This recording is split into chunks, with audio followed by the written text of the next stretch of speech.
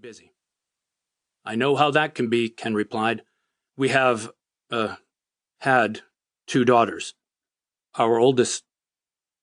He couldn't finish the sentence. Why don't you tell me about her, I said, trying to ease the moment. Brooke was 29 when she... at the time of her accident, Ken said. We were so proud of her. She was a nurse over at West Atlanta Pediatrics. Very independent, but, still a daddy's girl. Made all her own decisions, but she'd call me for advice sometimes on dad things, like repairs to her apartment or her car. He paused.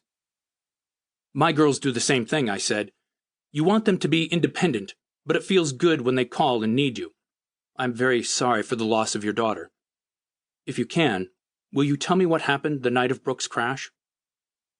Ken gathered himself. Nearly a year had passed, but his and Beth's grief still felt raw.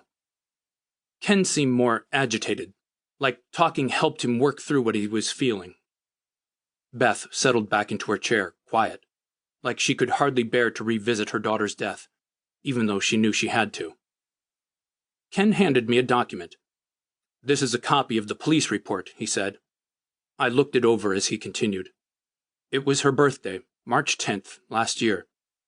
She had a date with her boyfriend after she got off work. It had rained pretty much all day, but it had slowed down a lot by the time she got off work that night. So Brooke was driving her Cobalt down Highway 92, a 2-lane road, when she lost control of her car as she came down a hill. Her car began sliding and crossed over into the other lane, where the oncoming car struck her on the passenger side. Her car then went off the road and down into a creek by the side of the road. By the time the hospital called us, Brooke was... She was already gone. I'm so sorry, I said. Those words never seemed to be enough, even though I've worked with many grieving parents. Going back to the first case I ever took to trial, I had no idea what the Meltons were experiencing. Even so, sitting with them, listening to their story, I could not help but put myself in their shoes and wonder what I would do if the hospital called to tell me my oldest child had been lost in an accident. I do not know how parents move forward with life after that. I am always amazed that they do. I scanned the police report. Under cause of accident were the words, driver error, driving too fast for conditions. I didn't believe the report's conclusion then, and I still don't now, Ken continued. It says the wreck was Brooke's fault. I don't buy that. Brooke was a very cautious driver.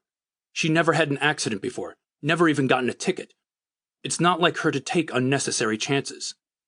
I know it rained that day, but witnesses said it was only a drizzle at the time of the accident. And it's not like she had never driven in the rain before. Ken's emotion stopped his words. I glanced over at Beth.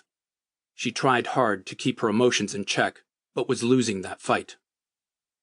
And you are here because your insurance company now wants to inspect the Cobalt? I asked. Yes, Ken said. Officially, the wreck was Brooke's fault. But within a few weeks after her death, we received a recall notice from GM. Ken handed me the recall notice. It was for the electronic power steering on Brooke's Cobalt. If the power steering went out, wouldn't that be enough to make someone lose control of their car? Ken asked. I read the notice before I answered his question. A couple of sentences jumped out at me. At the bottom of the first paragraph I read, if power steering assist is lost, it may require greater driver effort at low vehicle speeds, for example, below 15 miles per hour, or 25 kilometers per hour. Unless the driver compensates for this additional effort, it may increase the risk of a crash. This mixed message caught my eye. The problem was supposed to manifest itself only at low speeds, and yet it also said it could contribute to a crash. Low speeds and accidents do not go together. I'd read enough of these notices to know there may well be more to this than met the eye. I'm not a mechanic, but I agree it may be a question worth looking into, I said. To your knowledge, had she ever had any problems with her power steering before? No, but the recall makes it sound like this is something that just happens out of the blue, Ken said.